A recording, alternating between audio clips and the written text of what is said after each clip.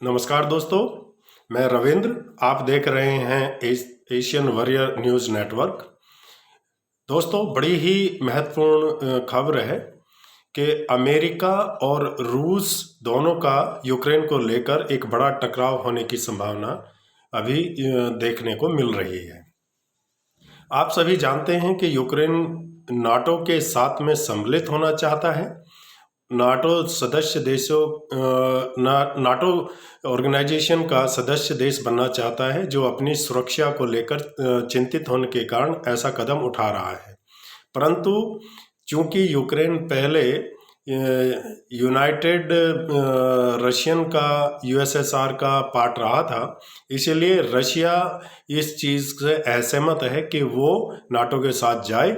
और इसी को ध्यान में रखते हुए रूस ने अपनी सेना को यूक्रेन के 3 तरफ लगा दिया है। वो इसको अभी तो केवल अपने एक मिलिट्री ड्रिल के नाम से ही उसने इसके चारों तरफ को इसको लगाया है। परंतु जिस प्रकार से अमेरिका, ब्रिटेन, जर्मनी, फ्रांस व अन्य नाटो सदस्य देशों के द्वारा अपने राजदूतों को वहाँ से बुलाकर, अपनी एम्बेसी से बुलाकर एक इस तरह का संदेश देने का प्रयास किया जा रहा है कि यहाँ पर स्थिति बहुत ही खतरनाक है, इसलिए यहाँ पे सभी अपने दूतावास के कर्मचारी निकल जाए और यहाँ पर कोई बड़ा युद्ध होने की संभावना है।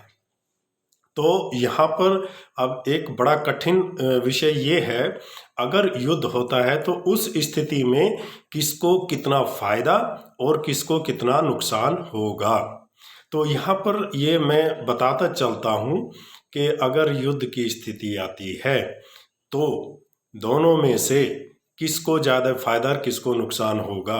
तो मैं बताना चाहता हूँ, ना तो नाटो को कोई इतना बड़े नुकसान की संभावना, ना रूस का ही वो ज़्यादा कुछ बिगाड़ पाएंगे। अगर इसमें बिगड़ेगा तो सिर्फ 2 चीज़ों का बिगड़ने की संभावना है। एक, जो यूक्रेन की आम जनता है वो इससे सीधा प्रभावित होगी। दूसरा, जो यूरोपियन देश है, यूरोपियन देशों की जो गैस की सप्लाई है वो ज़्यादातर वो रूस के द्वारा सप्लाई की जाती है और वो सस्ते रेटों पर वहाँ पे मिलती है नज़दीक होने के कारण, तो उसकी कीमतें बढ़ेगी और एक आम जनजीवन पर उसका प्रभाव पड़ेगा और लोगों को महंगी गैस प्राप्त करनी पड़ेगी।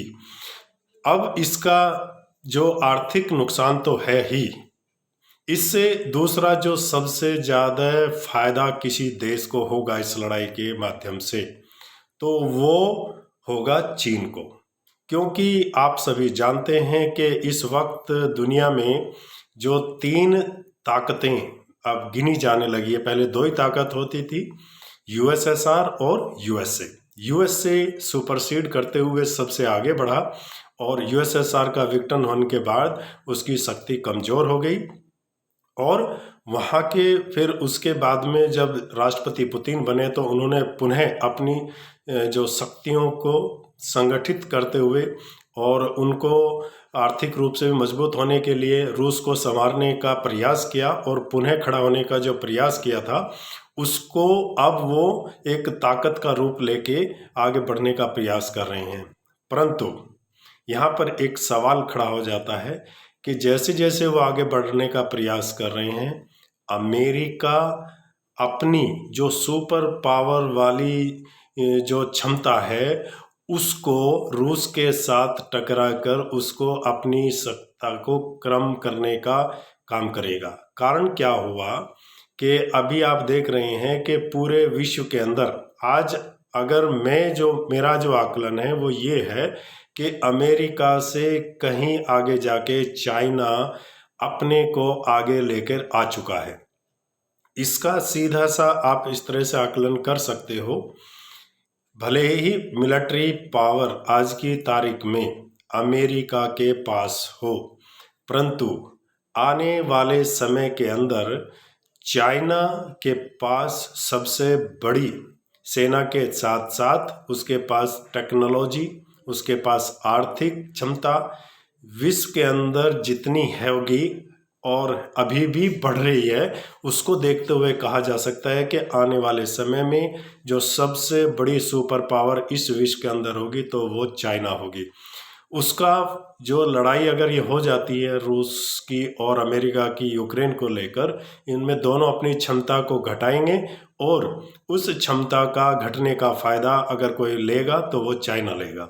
चाइना इन दोनों देशों को लड़ते हुए खुश होगा और अपनी क्षमताओं का विकास करेगा। इससे आने वाली पीढ़ियों के लिए बड़ा ही एक संदेश जाने की संभावना है। अब आप देख रहे होंगे कि जैसे लड़ाई शुरू होती है तो उसमें जो रूस है उसकी जो गैस की, जैसे कि हमने बताया था, तो उसमें परचेज पावर लोगों की महंगी वो होगी, आर्थिक क्षति होगी। साथ में प्रतिबंध लगाने का जो काम करेगा अमेरिका, उससे रूस की आर्थिक स्थिति डाउन जाएगी, तो उसकी क्षमता कम हो गया। और जो एक्सचेंज रेट है डॉलर और रूबल का जो बीच का है वो काफ़ी अंतर हो जाएगा। इससे एक्सपोर्ट और इंपोर्ट कई चीज़ें प्रभावित होगी।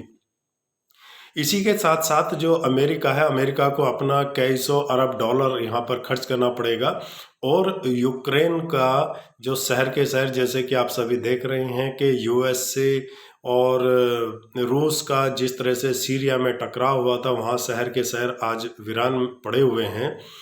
तो आज तक भी वहाँ पर कोई नहीं है, वहाँ पे एक पशु पक्षी तक भी नहीं है, उन तबाह बिल्डिंग के शहर पड़े हुए हैं।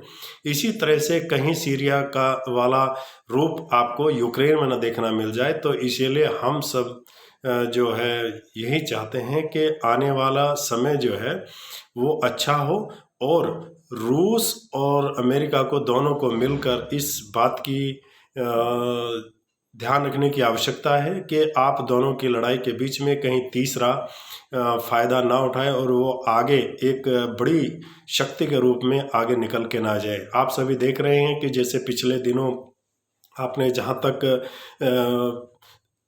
चाइना की अगर देखा है तो चाइना ने पूरे विश्व को अंदर अपना पैसा बांट के पूरे ज़्यादातर देशों को अपना कर्जदार बना लिया है और सभी देशों के अंदर उन्होंने अपना एक सिल्क रोड के नाम से पूरा नेटवर्क उन्होंने खड़ा कर दिया है पूरे विश्व के अंदर, ताकि कनेक्टिविटी बिजनेस ट्रेड रूट उन्होंने जो डेवलप किया सिल्क रोड के नाम से, कहीं सी पैक, कहीं ये पैक, वो सारी चीज़ें उन्होंने पूरे विश्व के अंदर फैलाने का काम किया है।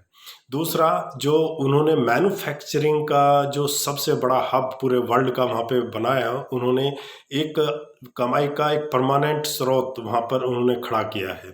तीसरा, जो तकनीक के मामले में अगर हम बात करें तो चाइना दिन पर दिन हर एक टेक्नोलॉजी के मामले में बहुत ही आगे निकल चुका है। हमें स्वीकार करना होगा कि अमेरिका से कहीं आगे आज की तारीख में चाइना खड़ा है। चाइना ने आज अपना स्पेस स्टेशन से लेकर और साथ के साथ में अपना कृत्रिम सूर्य तक तैयार कर दिया है, यहाँ तक आप देखिएगा।